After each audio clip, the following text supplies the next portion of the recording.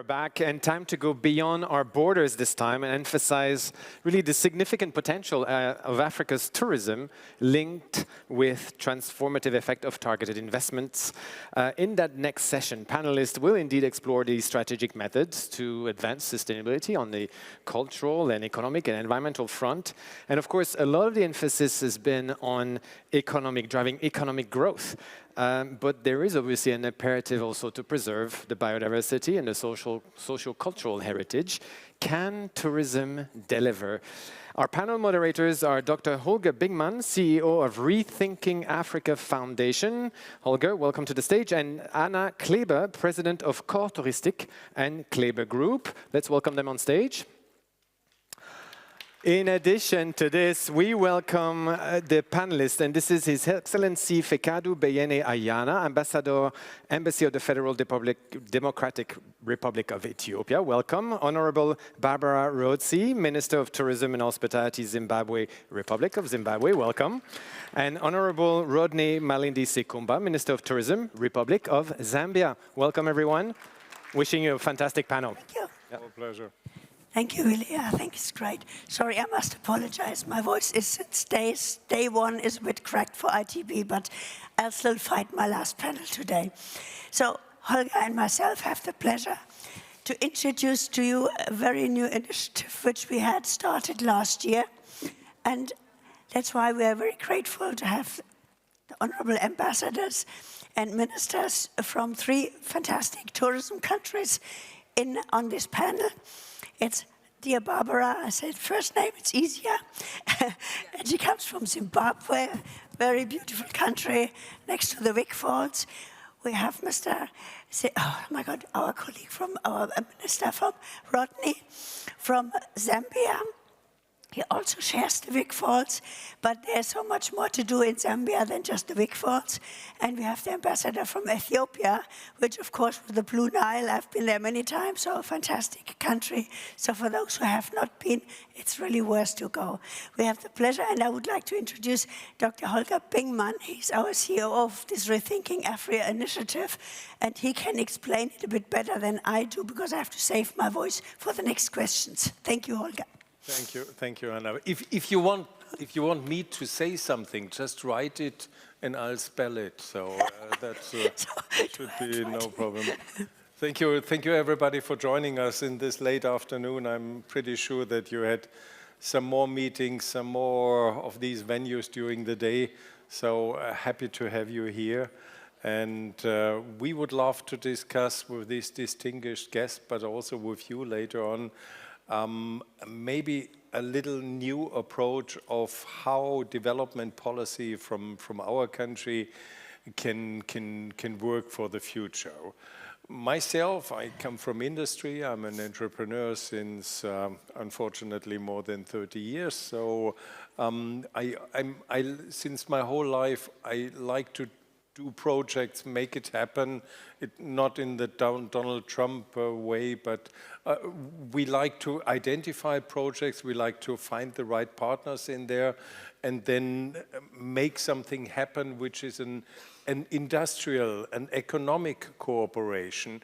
We are not interested in political words that might help only on a short-term base while spending money and some days after. We are interested in identifying with the partners from Africa concrete projects that might be infrastructure, it might be a hydrogen, but it might also be an education thing. Let's build a university together. If you need one, let us know. Our task would be, let's find the right partners, maybe in Germany, let's find the right partners maybe in Europe, or if it's some infrastructural programs, maybe some Egyptian partners that have a great construction work. So our idea would be, we like to come in a creative phase with you, identifying projects that you really need. And we would love to look into our networks, whether we know the right entrepreneurs that might make it happen together with us. So our idea is not asking our federal government on spending more money. Our idea is identifying with you from Africa, and we had quite some discussion on ministerial level with this, on ambassador level throughout the last month.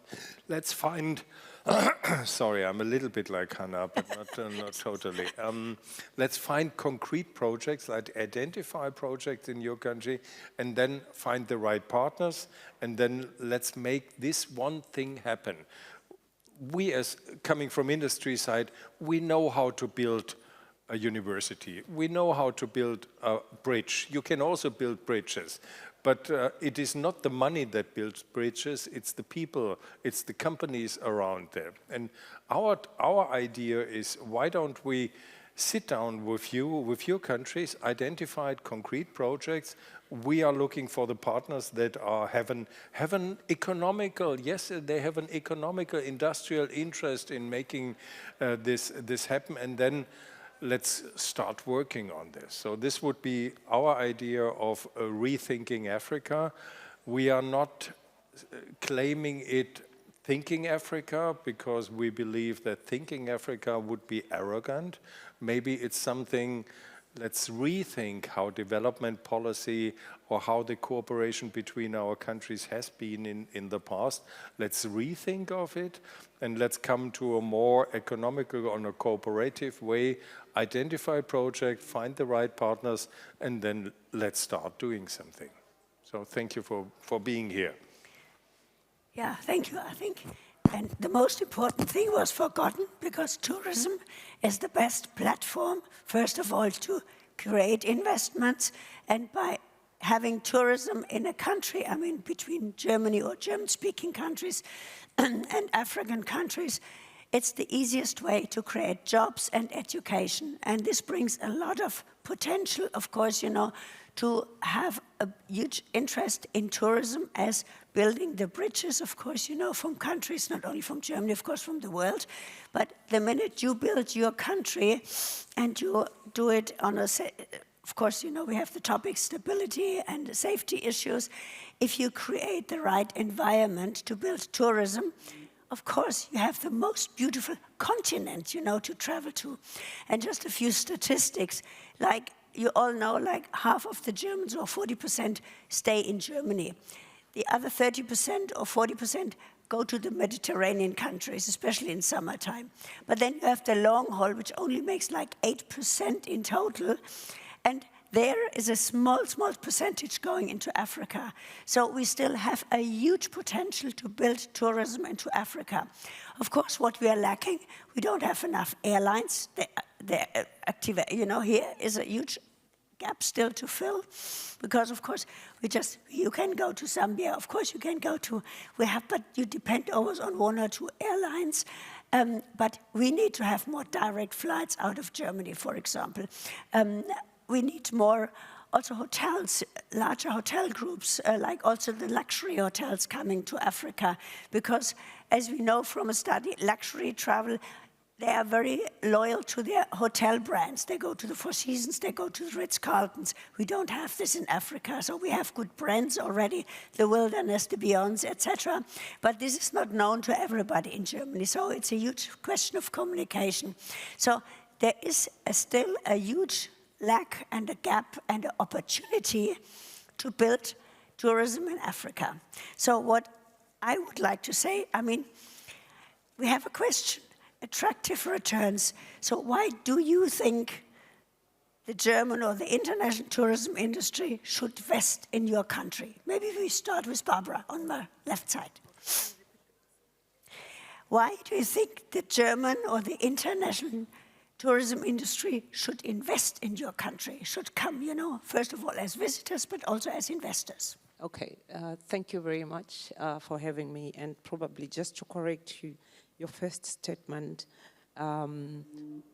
Zimbabwe is not near Victoria Falls, but Victoria Falls is in Zimbabwe. Or is it? You share it. Yeah. Just I've for been your to it, records, so. yeah. So why should German or any international investors come to Zimbabwe? To start with, there's so much peace in Zimbabwe, number one. Number two, people of Zimbabwe are beautiful and very hospitable. Number 3, it is this time around that we are re-engaging the world. We are some kind of a new baby on the block. We have new products that we are introducing to the world in terms of tourism products base. So we always have had Victoria Falls that has been known. We always have had a Lake Kariba that has always been known, Eastern Highlands, but Victoria Falls has so much investment that has been coming, and we still need more, a lot of it. However, Lake Kariba is the biggest term that we share with Zambia as well, almost the same as what we do with Victoria Falls, but we have more to offer in the Eastern Highlands, and there's so much opportunities of investment there, from the airport itself to accommodation infrastructure and many other activities for tourism that can be offered in Eastern Highlands. However, we know that the Germans in particular love aspects of culture in terms of tourism.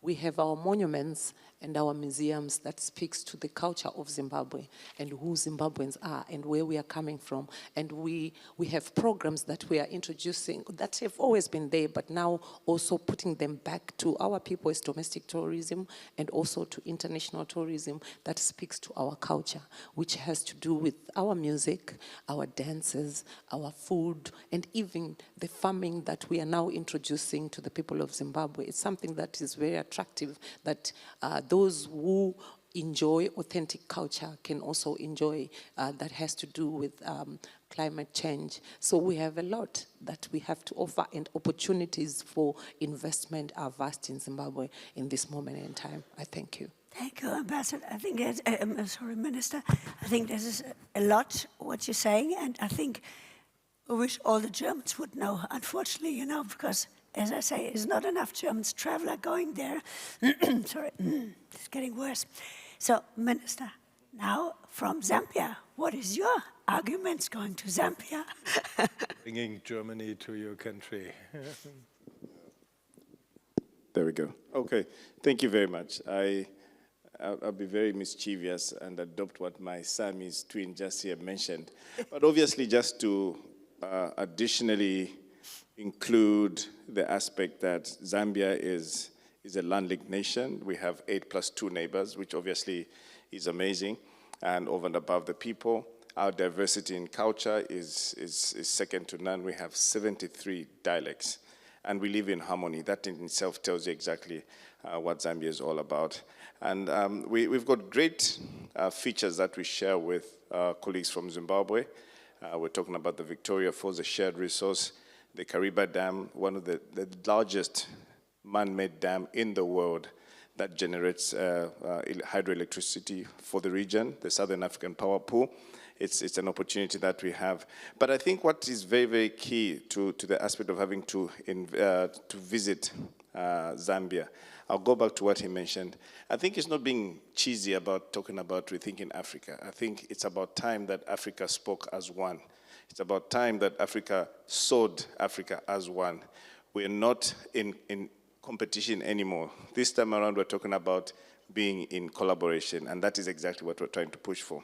But for a tourist per se, we have so much natural. Our tourism in Zambia is purely nature-based. We're talking about the wildlife. We've got 20 national parks, 36 game management areas, home of the Big Five. And that in itself gives you, the Germans, that particular need to visit Zambia. But on the investment side, I think we've gone a step further to look at how best we could have the private sector drive the economy. In every facet, we're talking about tourism, agriculture, mining, construction, manufacturing. That is what we want to see. We want to see a private sector-led tourism. And by that, we're inviting as many investors to come in. And we've been very, very categorical to suggest that you first need to become my friend before we do business. And that's why we want to invite you first to come and sample the sights and scenes of Zambia. Tasting the puddings and the eating. So come through, have a feel of what Zambia is all about. Then you come to invest. Now, on the investment front, because we're talking about it being private sector-led, today in Zambia, we have what we call 100% profit repatriation. So if you're going to invest in Zambia, we have no problems with you. Pay the right taxes, employ the right people, you can repatriate all your profits. And that's exactly what we're trying to do.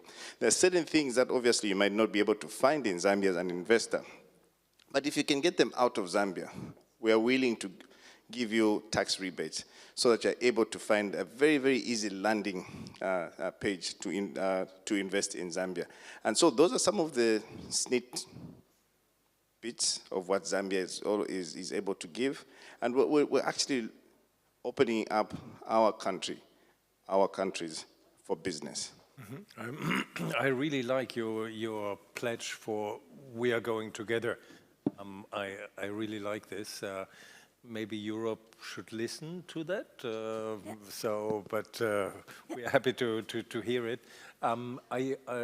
Even if it comes a little bit apart from tourism, I also like your incentive that you are offering for direct invests. Might be on tourism side, but also maybe on infrastructure side.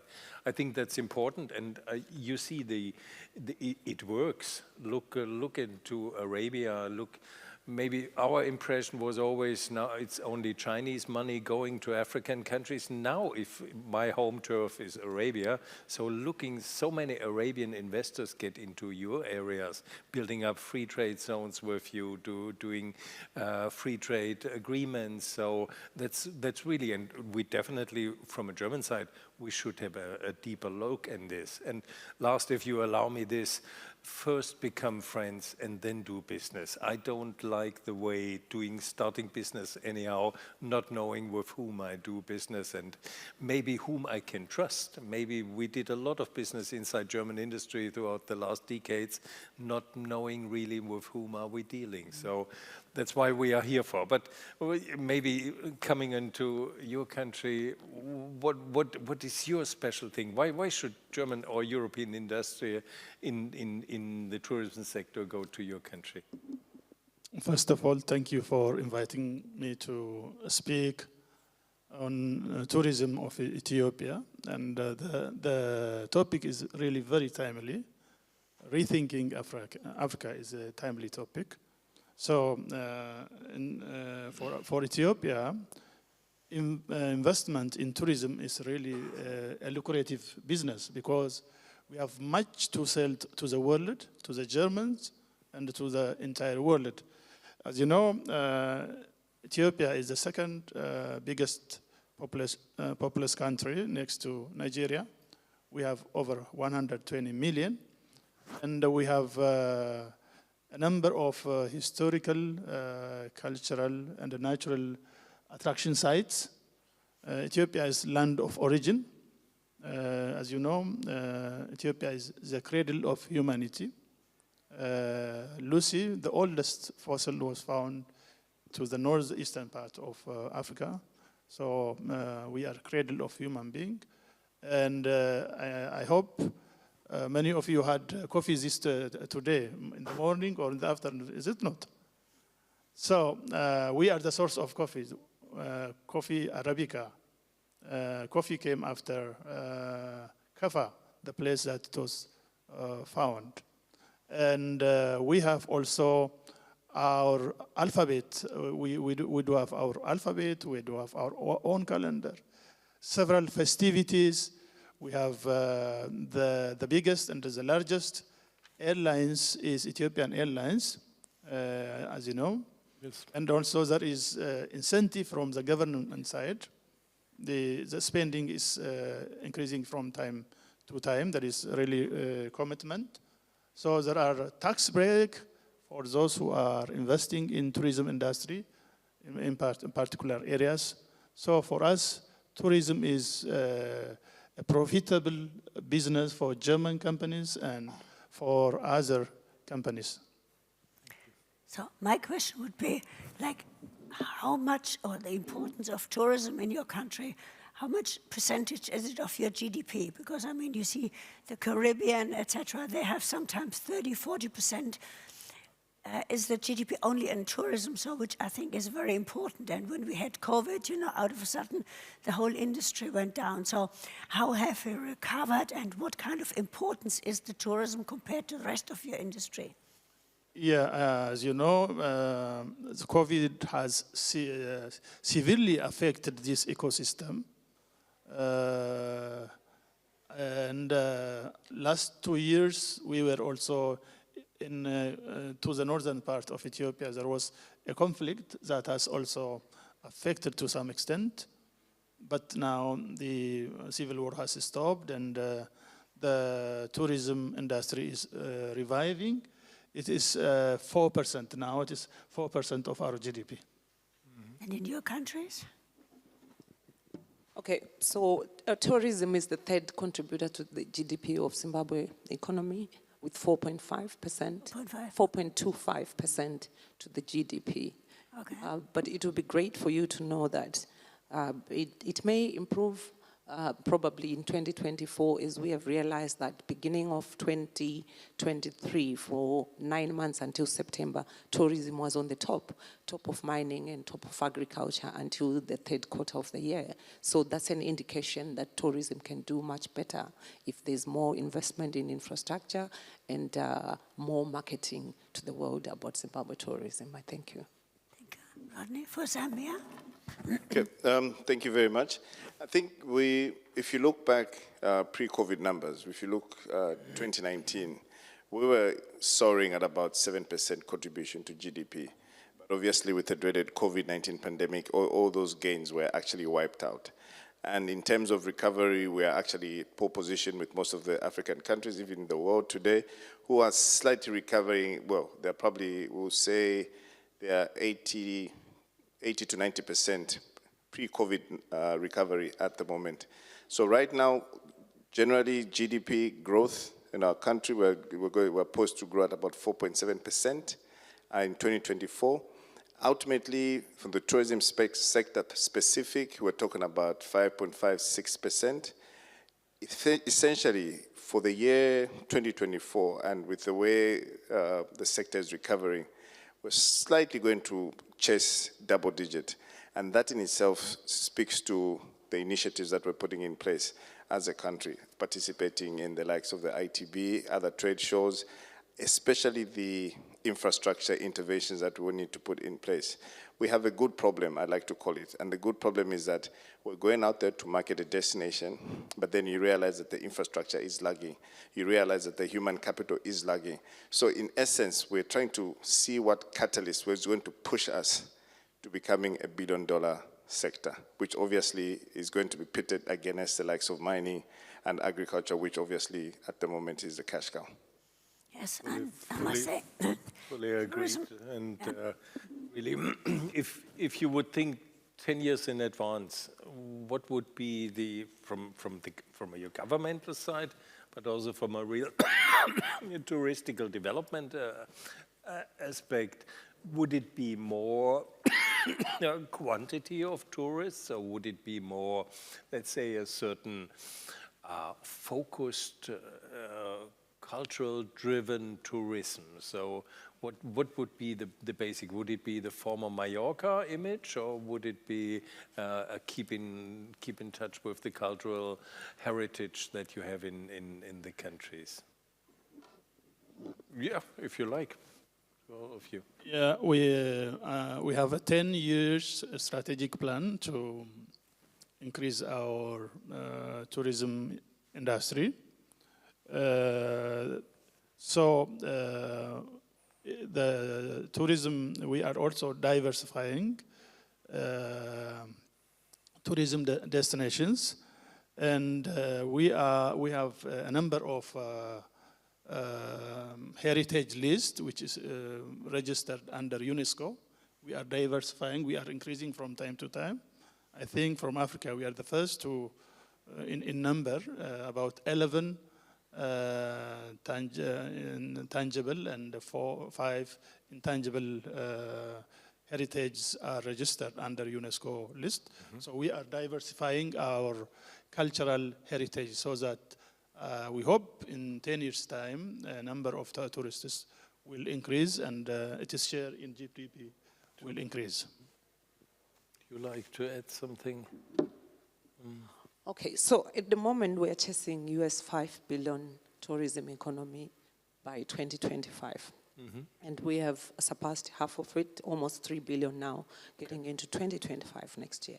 So the focus of 10 years from now is much huge. Yes, mining is the big brother, but metals are determined by the global economics. And as well as agriculture is determined by climate change. And we think tourism is our cornerstone for the economy as we get to 10 years from today. Because our heritage, our culture, our monuments, our museums, our way of doing things, and everything that has to do with attraction to the tourist is ours, is our heritage. So as a strategy now, our tourism is heritage-based. And we are much focusing on that and moving with that so that by 10 years from now, if anything happens to the metals, tourism will still be leading. If anything happens due to climate change, tourism will still be leading. This is hence we need a lot of investment, particularly in road networking in the country, connectivity from big destinations like Germany, like the UKs and the Americas. By then, if we have infrastructure in place, we are very optimistic that tourism can be the cornerstone of Zimbabwe economy. Super. Thank you. I'm pretty sure you want to add something. I probably need to add a bit of some weight to this discussion. I think what the buzzword today is sustainability, and in as much as you get to plan for a 5-year, 10-year strategic plan, the basic ingredient is sustainability. Now, you may have heard what we're talking about here. You need to find what your unique selling point is. And ultimately, we share a resource, we share the dam, we share the animals within the Kaza region. An elephant in Zimbabwe is an elephant in Zambia, and so forth. But I think what separates us is our cultures, is our heritage. And that is where we strongly feel we need to put focus on. Understanding exactly what your culture is. And I've said it before, a nation without a culture is a non-existent nation. So we need to really capitalize on that. And more so, the one thing that most people trivialize is food. Gastronomy, we all like to call it in tourism, but I always say it's just a fancy word of saying food tourism.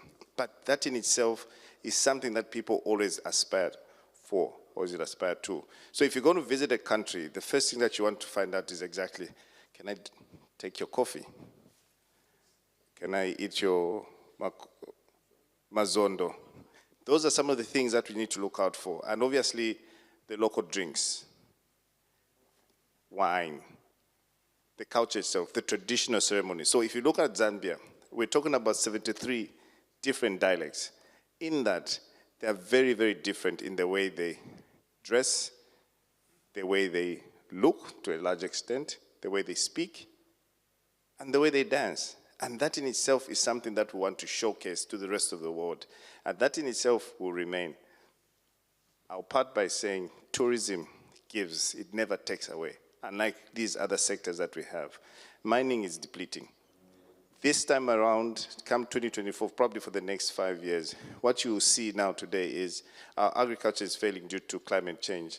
We probably haven't wrapped our heads around how to get out of it. We're talking about mining. It's a depleting asset. It's not sustainable.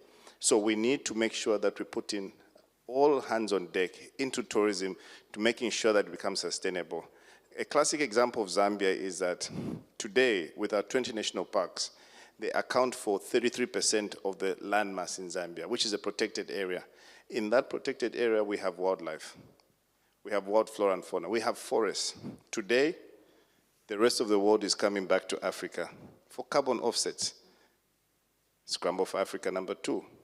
But we just need to make sure that whatever we're doing is sustainable and we leave it for other generations to come, our children and our children's children. So that's how we think we should actually look at our strategic plan 5 years, 10 years from now, to ensuring that they become sustainable. Whatever we do needs to be able to live within the ecosystem that we have. I think you're absolutely right. I've been at COP and I really heard these strong words from your continent that we need to think of sustainability in a large scale in order to make the future happen. So that was, absolutely, I think that was heard, and it was necessary that it has been heard. So sustainability is really the word, Anna. I think, especially the sustainability, the Germans are very environment conscious. Oh, it's getting worse. We are really looking, you know, now with even our green politics here in Germany, we are very conscious on sustainability. And when I see also when you speak about your target groups, because to travel to Africa, you can do it on a low budget, but you can do it on a very high budget. But the next generation, the elder people, they go to the safari, they like their experiences there. But the younger generation, they want to, you know, interact with you people. And here we comes with the culture again. They will ask you, how do you keep your nature clean? How do you clean your streets? How you have, you know, the whole environment. And I know from Kenya, unfortunately, they couldn't come today. They're absolutely plastic free, which I think is so much advanced than we are in Germany, you know. So there's a lot of activities which comes obviously from Africa, but it's not known to the Germans. And the younger generation, they will be, of course, the travelers of tomorrow. And we need to make sure for them that they find a clean Africa. Because, as we all know, we have always a lot of negative comments about Africa in our media. It's always if it's a virus, if it's a war, if it's, you know, all these kind of things. So it's most important that we report the positive stories about it. And it's not only on tourism, but also, Olga, when it comes to your side, when we speak about investment, how can Germans invest in Africa, how they have a security, you know, the safetiness is very important. You know, I mean, our government doesn't always give the right conditions, you know, to invest in the countries. But that's something, that's a process which we definitely need to look into, because Africa has a huge potential. I mean, not always talking, you know, almost more than 1 billion people living on the African continent. You have young people. Germans are very old. We are dying out, you know, the Japanese and the Germans getting older, and we don't have a proper future, you know, on that one. So this kind of positive assets what Africa has to offer, and I wish the countries would work much closer together as a strong power into the markets. And when you see, when you are in the street and you ask the people, say, what is Africa? It's a country for them. So, you know, they don't understand all your different cultures and all your different USPs, what you actually have. So it's a kind of a process to learn. But I think the sustainability and the safety issues is very important, of course, you know, to the Germans to travel. Because we are a bit, you know, when you hear some incidents, they always back out and say, oh, it's not safe to travel, because they don't understand the continent. And I think that's very important. But I still have a question. Also, for me, sustainability is also investment in education in your country. Because, of course, tourism is a perfect way to create jobs. You know, a friendly smile serving me a nice glass of wine is much more worse. It's much better than, you know, in Germany you get all the trained and they're not smiling, you know. So I think that's very important. But how do you educate your people? Because we're talking about exchange programs with universities, which we can think of. Oh God, it's getting worse. Sorry. Thank you. Okay, all right, thank you. So to start with, Zimbabwe has a very high literacy level of about between 97 and 98% literacy in our country. However, there's a gap between the academic literature that people have in Zimbabwe that entails 97 to 98% for so many years. But the gap is for the skills. So there's a difference between knowing something or having a knowledge academically and having skills to do the job. So we have a gap of 38% between the two that we need to cover. So in the recent years, since the coming of the new, Second Republic of Zimbabwe, we have introduced Education 5.0 that speaks to the skills. So you have your education system, the normal one that you've always had, but now the 5.0 is speaking to educating people in their own skills, what they are good at doing. That's a global strategy for the country. But however, if we zero into the tourism, we used to be the best hospitality school in Bulawayo, one of our provinces, for the SADC region. Over the years, things went down, and now we are trying to put it back.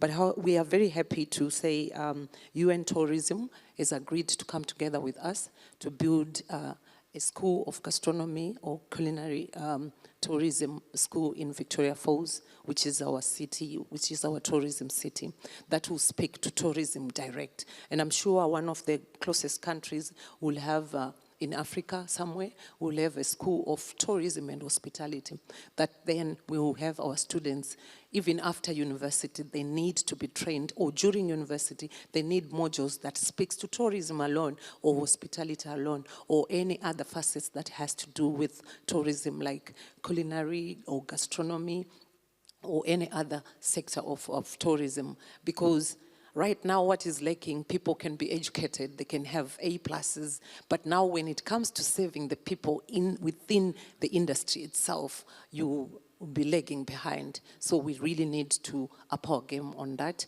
and ensure that as we think, or as we are focusing and saying tourism is going to drive the economy, all the facets must be spruced up and make sure that everybody is up to the game in terms of the skills and in terms of what is needed to have good service in tourism and to realize the results that we are talking about. Yep.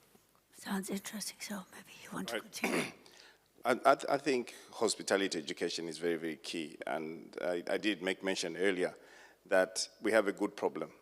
And the good problem is that we're going out there to invite as many tourists as we possibly can to come to the country. But if I'm going to invite you to come to my house, and then the reception, the service that you're going to get out of my house is not up to standard, you will never come back home. You never, even if I invite you for free, you will not come to my house. And that is what we need to really emphasize, not only in Zambia, but obviously Africa as a whole. What is important is that that tourist needs to leave your country with that lasting impression, that impression that will tell the next person to visit that country again, or you need to have a referral. Now, we should also go back and rethink as to why the levels of participation for our young boys and girls in the hospitality sector is. And I think for a very long time, we have not taken hospitality as a career. It's a by the way, which obviously I think was a little bit of a disaster, if I could put it that way. But slowly but surely, we're making it become a career. And that's the reason why you see within the region, we're setting up hospitality schools, culinary schools of excellence. That is what we want to see. So that when you come to Africa, you come to Zambia, Zimbabwe, Ethiopia, you should be able to find a semblance of the same service. Our warm smiles, our courtesies, but also what is important, as we get to train them, we need to ensure that they're remunerated well. And that's the reason it needs to be very, very exciting to be in hospitality. And that was falling short. Today, as a parent, if a child comes to you to say, look, I want to be a hotelier, you probably look at them in the eyes and say, do not even think about it. But that is exactly what it is. We need a lot of people in the service industry. My colleague talked about skills. And that's the reason why in Zambia today, for the first time ever, we have included it in the secondary curricula. So we are going to embed this career from grade 8 all the way to tertiary. That in itself will now stick in the hearts and minds of that child to say, hospitality is a career. Yes. And because it's a career, you're actually going to open it up, just like teaching, just like medicine. That is exactly how we want to grow the hospitality sector. And more so that because today we believe that 1 out of 10 jobs created in the world today is in the hospitality sector. So essentially we're going to have as many people as we possibly can. In Africa today, the unemployment levels are a bit too high. And the world today is looking at hospitality to consume the many boys and girls who are looking out for opportunities to getting employed. And we're putting premium on the aspect of having to train our boys and girls into hospitality as we possibly can. Thank you. Fully agree. And if you would have too many, send them to Germany, because we have already restaurants that close down half of the week because they don't have any people serving the guests. So my beer garden close to my house, unfortunately, closes half of the week. So if you have too many of them, and I really like your initiative, send them to Munich. Yeah. And in fact, the whole idea of the Culinary School of Excellence is not only to train for Zambia, it's to train for the region, it's to train for export, for the world. And guess what? What we want to see are those remittances that are going to come from those boys and girls who are going to export out there. Yep. That is exactly what we want to see. And it's more sustainable. With the African smile on the face, please. There you go. Please do it. Yeah, sorry. Yeah, so Thank you. As it is mentioned, education and the tourism are positively correlated. In our case, there are about 30 million students from grade 1 to grade 12. Almost 1/4 of Ethiopian population are students. There are 50 public universities and some 40 private universities. So in many of Ethiopian universities, the hotel and tourism, travel and tourism are given as courses, particularly in 2 universities as far as I know. In Gondar University, in Addis Ababa University, in some other universities, in private universities and university colleges, tourism is given as a course. When service industry is flourishing, it's important, as my comrade says, it is important to embed in the curriculum. It has to be included in the curriculum so that it will contribute to the growth of the sector. that sounds very promising, especially when I hear you open schools for culinary and for hospitality. In Germany, they closed down because they don't have enough people interested in this topic.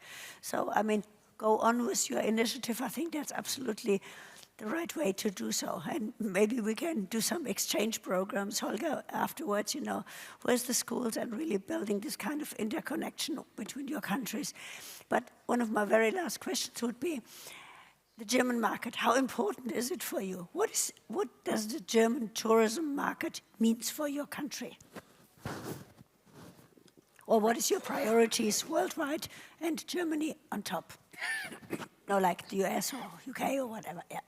Okay, so the German market always used to be the second market for Zimbabwe for a long time. And recently, including 2023, it has come on number 3 for our destination. It is very important because we know we have what the Germans are always looking for when it comes to tourism. So it is very important for us, and we would want to continue engaging and would want to continue having Germans as tourists as well as investment. Because we know if a German national come to invest in Zimbabwe, they will come with more tourists because they will be offering what is exactly theirs. They know the specifications of their people. They know what they can offer to their own people. So it is much more important to have investment from German that will drive more people from German to Zimbabwe. And also Germans are traveling to South Africa in their big numbers. I think 500,000 of Germans go to South Africa every year. And for example, in 2023, we have almost 26,000 Germans. We think that all the Germans that come to South Africa, Namibia, Zambia, or any of the countries that are in the SADC region can also come to Zimbabwe. And what we are maybe lagging behind about is marketing, coming back to re-engage. Because before, they used to go more than 200,000. Back in the years in the 90s and early 2000s, they used to come in their numbers. So it's an issue of doing what we used to do, which I think is more marketing and more re-engaging, having conversations, and above everything, to have more investment that comes from Germany into Zimbabwe. And I really like your idea, Hannah, before when you talked about direct flights. I think that's an important thing. And Ethiopian Air is, I think, a wonderful example for an airline who has really built up a level of confidence for tourists to fly with. And I think that's even, I don't want to blame any other airline, but I think this is a wonderful example of an airline that is really part of the world for direct flights now. So, but if you like to continue. Okay. Excuse me. Oh, I got the bug as well That's now. from the bus. So I think what we're looking for Zambia in terms of the German market, understanding that it's one of the top tier countries in the EU, is, to be very blunt, is your money. It's fair. And I think the Germans spend quite a bit of money in wherever they go to. And we just want to take advantage of also their nature of them being tourists. They are long-termers. Their length of stay in any country that they visit is longer. So we're trying to beat the what else factor. If you come to Zambia, you see the falls, you see the animals, then you start asking what else. And that's the reason why we've actually decided to go to our neighbors within the region, neighbors such as Zimbabwe, neighbors such as Namibia, Botswana, Angola, which is obviously the Kaza region, and say, what is it that we could potentially do for that German tourist to actually go around all those 5 countries with relative ease and making sure that they have no less than 14 days stay in Africa. I mean, why would you want to travel close to 18 hours and then come and stay for 2 days or 3 days? And that's the reason why we're making sure that within our region, we create these unique selling points within each country so that this particular German tourist can sweat that black card as much as you possibly can, and ensuring that you leave that money, but you go out there satisfied that you actually visited Africa. So that is exactly what we're looking at. And from the desk research that we've done, you've actually seen that the German market is more concentrated on the northern strip of Africa, which is Tunisia, Egypt, Morocco. And then if you look at the south, you're talking about South Africa, Cape Town, Swakopmund, Namibia, and then they come through to Botswana, Zimbabwe, then Zambia, and before you know it, then they fly out. But we want to hold that German tourist longer. And how we can hold it longer is just to making sure that, number one, like I mentioned, you become our friend, but also we bait you as an investor to come and invest in the hospitality sector. It could be hotels, tented chalets, restaurants, activities. I mean, the options are endless.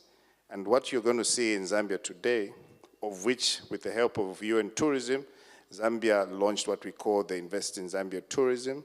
It's a guide that will show you a whole plethora of investment opportunities that exist in Zambia with the corresponding incentives that we have. So there's no reason why a German will be sitting in Berlin, Munich, or Frankfurt and not wanting to invest in Zambia. I think it would be folly of you to do that. Thank you. Absolutely. No, and I think I just want to add our question, like, is it possible to travel in those countries, the southern part, seamless, like borderless, with a visa, or you can cross the countries very easily? I think it's the whole idea with, around what we call the Kavango Zambezi Transfrontier Conservation Area was to mimic exactly what the wildlife does. The wildlife does not have a passport to move from Zambia into Zimbabwe and any other country. So we replicated that to have a tourist who can pick a Kaza visa from either Zimbabwe, Zambia, Namibia, Botswana, or Angola, and be able to access any of these countries. Something similar with what you see here in the EU. Now, obviously, a few countries such as Zambia has actually gone further to say, look, we're not going to have any visa restrictions. But again, it's something that we're discussing with our colleagues to making sure that we drop all visa restrictions for access for any tourists. Today in Zambia, the entire EU is visa-free, tourist visas. Mm-hmm. We've extended it to the US and other countries, the GCC. So we're trying to open our arms to ensuring that as many tourists come in and see the opportunities that exist. So yes, to answer your question, you can come to the Kaza region and roam in all those 5 countries freely. Feel like a free lion. Absolutely. Yes, like to add something before we come to last round. Yeah, the tourism market, the Germany's place is one of the top three. Italians, French, and the Germans are the top three who have a big stake in tourism in Ethiopia. In technical support, Germany is number one, especially in sustainable tourism, in supporting farmers' association around the ecotourism.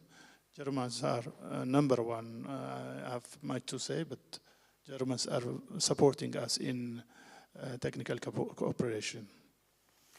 Mm-hmm.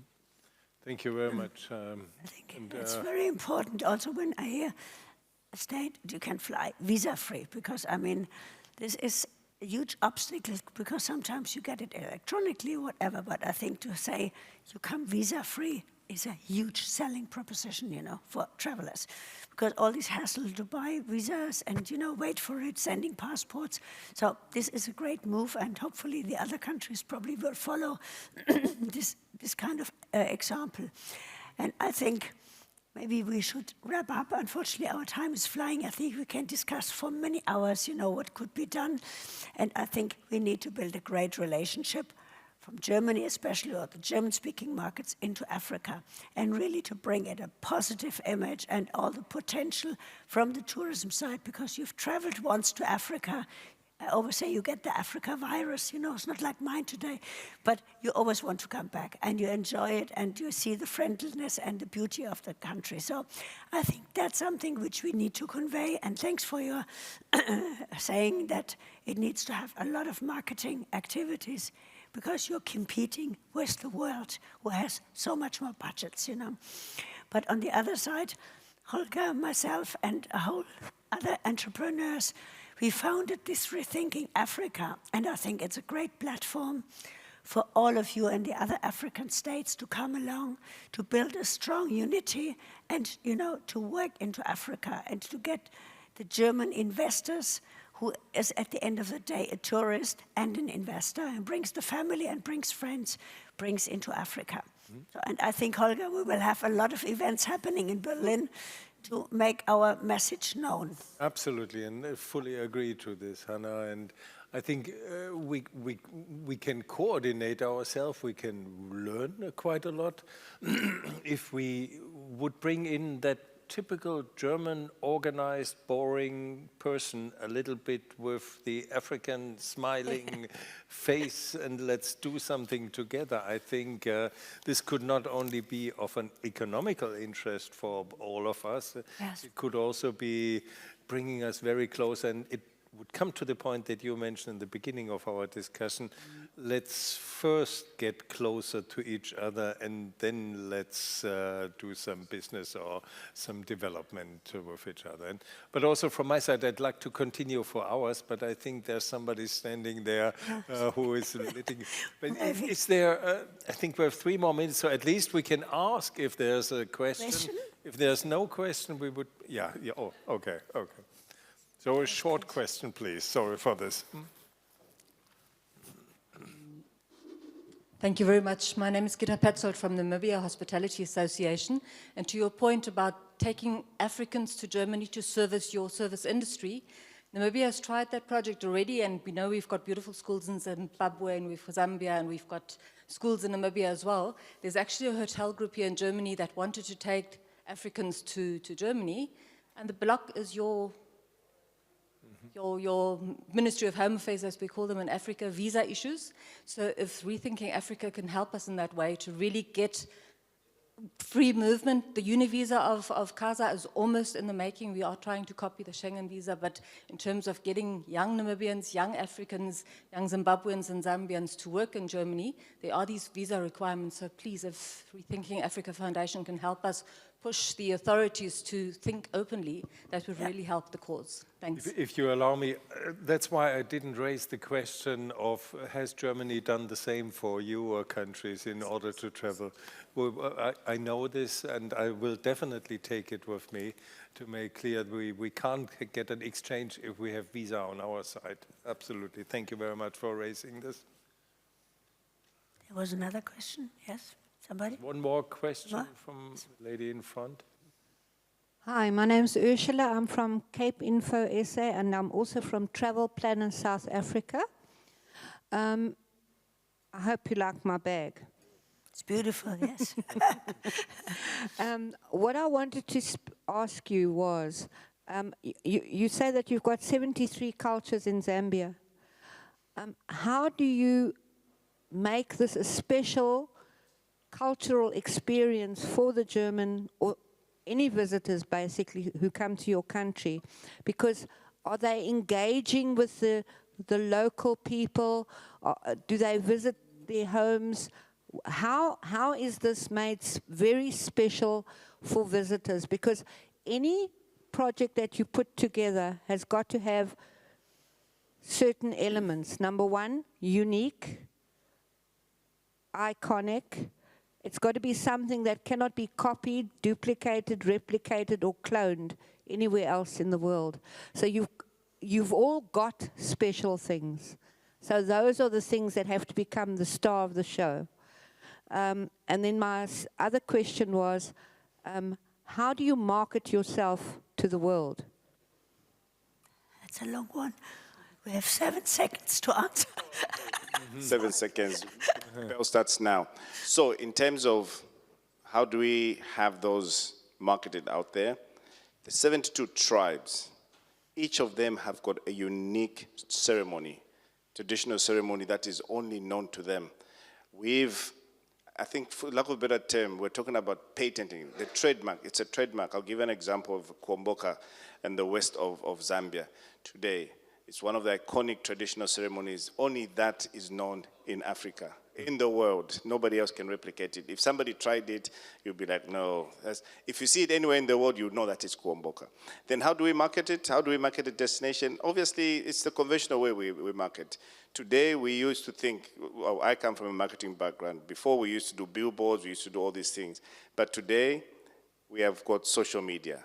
Everybody else, I hope you're on Instagram, because I am. I hope you do TikTok, because I do those videos. People get to know it. Very, very short videos, 5 seconds, 10 seconds. It captivates everybody else. And remember today, our children are the ones who choose where to go to on holiday, not yourself. Yeah. All you just need to do is to remove your card and then say, oh no, we're going to this destination, and it's done. Unlike what it was before, where we're just bundled up in a car and we find ourselves, oh, did you carry your swimsuit? Did you carry this? Did you carry that? And it was done. Today, we market through our children, and I think it's working very, very well. Thank you. Let's listen to the children in many aspects. So just, I Thank think you very much. My last word is really some sort of, I think with all our through coordinated efforts, German and African countries can collectively contribute to the sustainable development of tourism in Africa, generating economic, social, and ecological benefits to all of us. So I think it was first a beginning now with our round here. I'm sure we can continue this conversation because it's very important to bring the message into Germany. And let's rethink Africa. Yes, rethink Africa. Thank you very much for joining us. Applause, please. Thank you so much. His Excellency Minister Tourism, thank you so much, Anna and Holger, for this fantastic panel. I've got to kick you out the stage. I'm sorry. I'm being very blunt. Thank you so much, everyone. Let's have a good round of applause. Thank you. Thank you. Pleasure. Excellent. Thank you so much. Thank you so much. Thank Sorry. you. Yeah, that's all right. We have a short break video. Let's go.